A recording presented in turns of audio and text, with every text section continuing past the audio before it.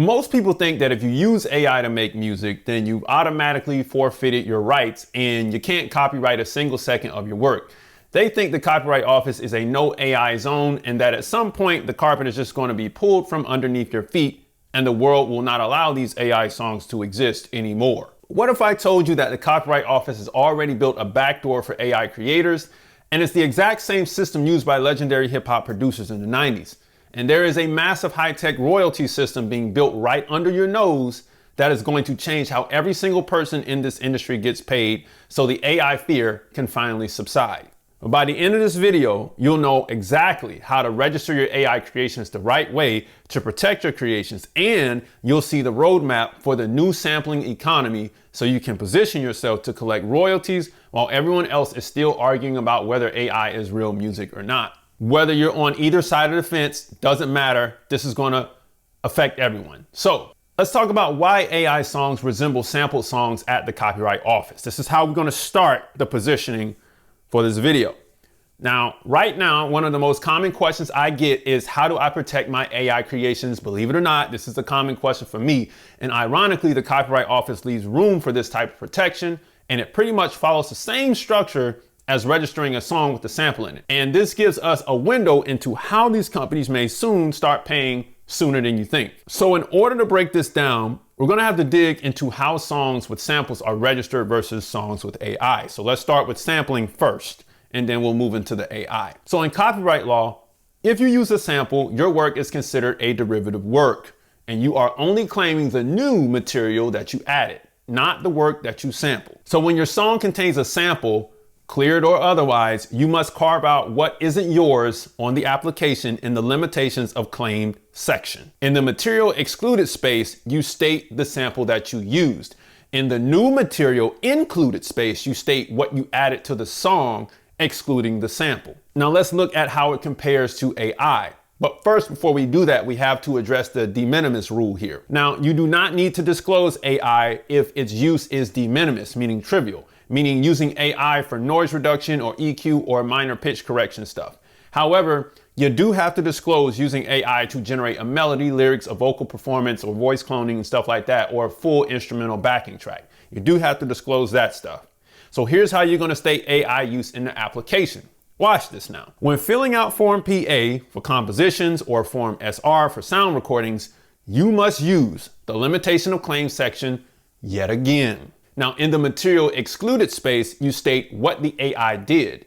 In the new material excluded space, you state what you, the human, did, excluding the AI. So let's just bring it back and do a quick side-by-side comparison. In the material excluded space for samples, you state the sample you used. In the material excluded space for AI, you state what the AI did.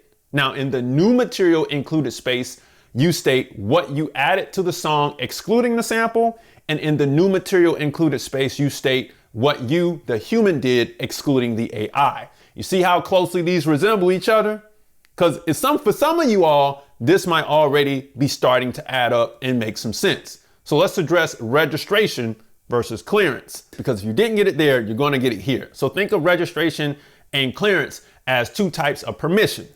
Follow me.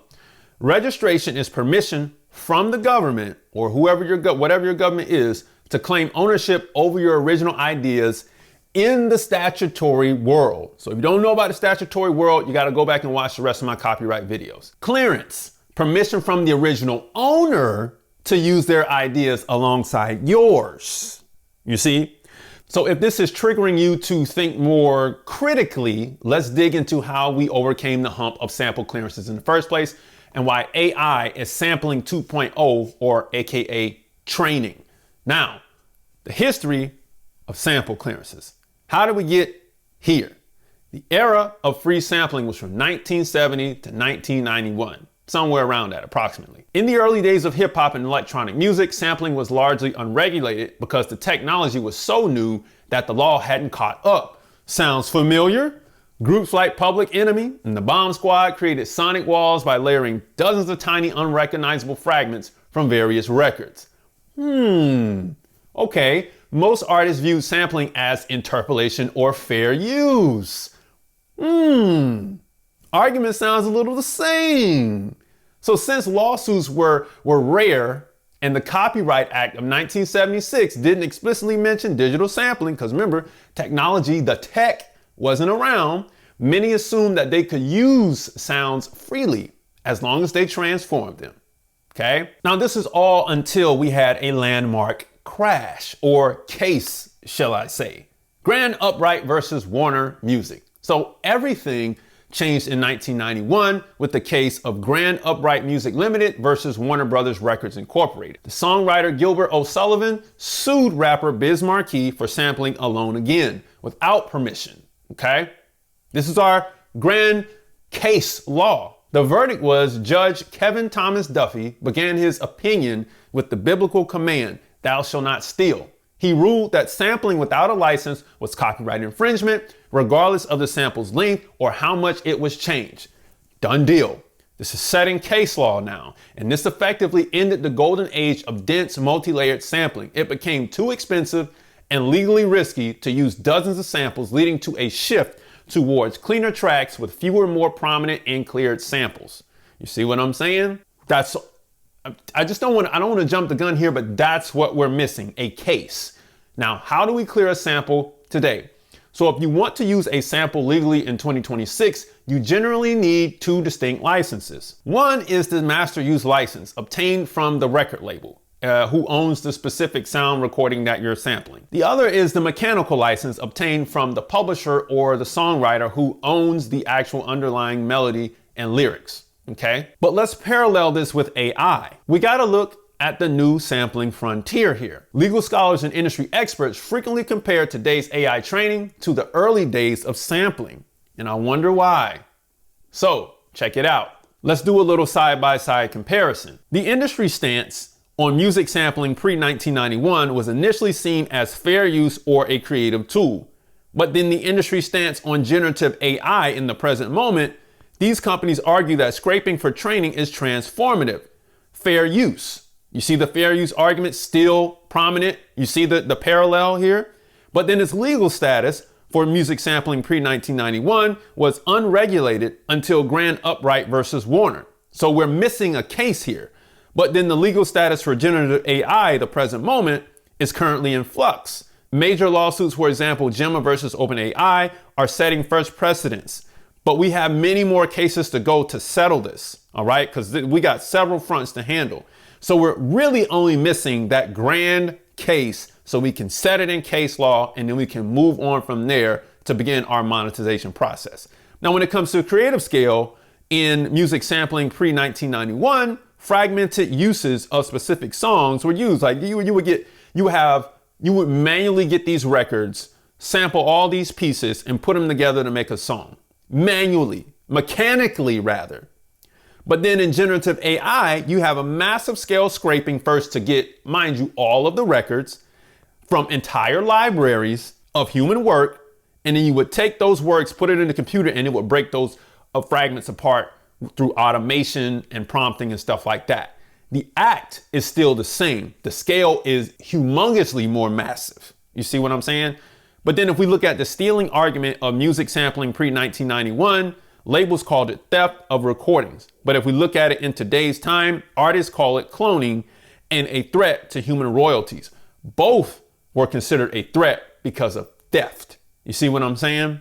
Now, just as sampling moved from an experimental free-for-all to a strictly licensed system, AI is currently facing a grand upright moment. Recent court rulings, such as the 2025 Munich Regional Court decision in Gemma versus OpenAI, have begun to recognize that AI training involves reproducing copyrighted works in a way that may require explicit authorization and compensation.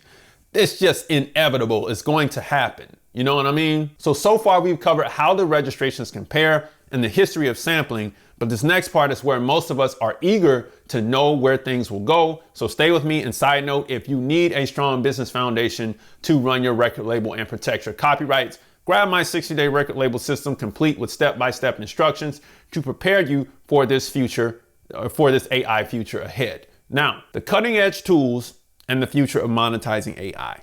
This part of the video is speculative, but based on what I presented so far, this is what I foresee as the future to how a new hustle and royalty will emerge in the music business or shall I say creation business.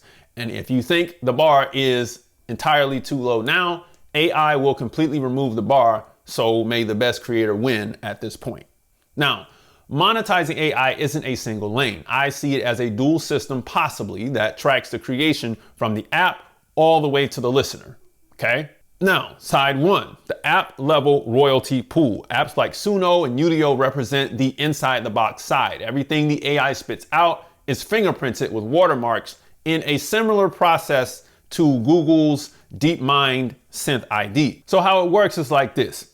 These apps pay rights holders through a royalty pool based on the usage on the platform, on the creation platform. The benefit is, since the app knows exactly what songs were in your training set for your specific creation or prompt, it pays out per final product generated, and this is for each file generated. So imagine billions of micro payments, no matter if the generation appeared in a final master recording or not.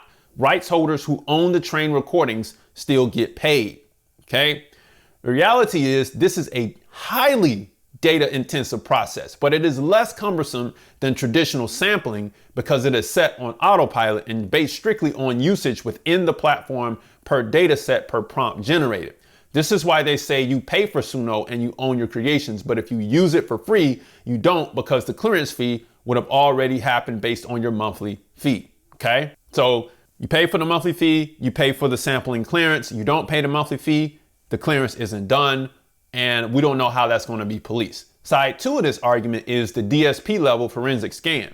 So this is the inside the box side, and it's less practical. Once you upload your songs to DSPs, Spotify, Apple Music, whatever, the sampling data is read directly from the file there at the DSPs. The tech behind this is, because watermarks like Synth ID types, watermarks cannot be removed, they really can't, you got to go do your research on that. The distributor knows the origin of the sounds. The only missing piece here is they don't know what was trained on it. Of course, though, we don't know what's in the watermarks 100%. But the payout, I see it as working like this. At this stage, a clearance royalty is paid out to the rights holders who were trained on, and a reduced royalty is paid out to the creators. Since distributors like TuneCore can't afford the massive data cost of tracking every individual data set in each stem from every session, the royalty is adjusted at the DSP's level and paid by them just like they pay the MLC. The DSPs can afford it, but your distributor cannot. However, this is still not as practical as the royalty being paid by the generative AI platforms on the front end. So the first royalty is more practical than this one. Now, the can of worms here, voice cloning. Voice cloning creates a unique legal loophole. If a voice is cloned, it isn't a direct copy of a song necessarily. It is a digital recreation of a human being. Follow me. The shift here is because there might not be an original file to trace in the final product, the monetization would revert back to side one, which is the AI app usage, rather than the final product on Spotify. Maybe. Like, it forces the payment to happen where the likeness was first triggered, which was on the Suno platform, Udio platform, whatever platforms, 11 Labs, whatever. But this then brings me to my last point, the rise of the training artist. If this royalty pool becomes significant, we will see an entirely new world in the music business. Here's what I mean. The new hustle will be creators will start offering music specifically to be trained on. The strategy is, instead of trying to be a famous performer, artists will make money on training royalties alone. They will provide the DNA for the AI, getting paid every time their style or stems are used to build someone else's prompt, essentially making Suno and Udio the new record companies, and the old guys will be known as catalog companies, right? So you'll have different profiles within Suno where you got, I'm gonna take an old school bass player, Marcus Miller, or you got Larry Graham, and you're gonna use their style. They have their specific data set in Suno, and you can take them and use them for your bass player. And you can have Lil John Roberts on the drums here, and then you can go get the RZA, on the production style, and you can go get all of these signature sounds. You know what I mean? So just think of the bass and the guitar players who create sample sets already for Splice, and background vocalists, and all of the session players who get hired having AI training on their styles, and creators can create music with their styles. All of a sudden, the industry opens up very, very wide, very, very fast at this point, especially if this money starts kicking down, right? So here's what I want you to do. Make a list of every song you have released. Ask yourself, do I have all of my metadata in every place it should be? I'm talking about credits, lyrics, I mean everything on every single platform where your music is. You're gonna need this in this new age. If not, tighten up on your metadata today, because as you rise in popularity, people will want to train on your data tomorrow. Understand, I do believe there will be a specific place for musicians to opt out of this training, but don't underestimate the power of the general public. Just like with sampling, there's a lot of people who just don't care. There's a lot of people who will not clear their samples. Obviously, and I've done this. I've done this. And a lot of millions of people have done this. So understand, if people want what you got, they will take it anyway and do what they please under the radar. So that's another speculative moment. But the goal is to truly understand where we came from and what the future might hold. The real question isn't should you use AI or not. That's not what this video is about. It's how much longer are you going to wait to position yourself, whether you use it or not, in a future that has already happened anyway. So this is why I say go back and get your metadata right, okay? Now, if you want to strategize about this a bit more, book a call with me or join our group strategy calls every Monday night at 7 p.m. Eastern Standard Time inside of the Music Money Makers community. You can click below to join right now today. Now, if you think you can't copyright your AI creation, you can. It's already set up for you to do so. Right now, the licensing clearance fee is not your responsibility, and it probably never will be because you paid for it at the platform in the first place. So if you are afraid of using AI because of how you will be looked at, understand that a 10-year-old kid down the street or a 65-year-old senior doesn't care about your 30-year-old concerns. They're going to take their shot at creating something amazing because both of them are like, why not? If you think the culture of sampling 2.0 isn't coming, you got another thing coming. I'm telling you right now today. But at the end of the day, if you were struggling with trying to understand how this whole AI thing will pan out, you now have a bit more understanding on the future outlook based on what has already been laid. Music Money Makers, if you make music, you should always make money. Log on to musicmoneymakeover.com, grab the 60-day record label system, book a call with me, join the Music Money Makers community, grab the free stuff below, watch this next video right over here to save your career, and I'll see you next time. Peace.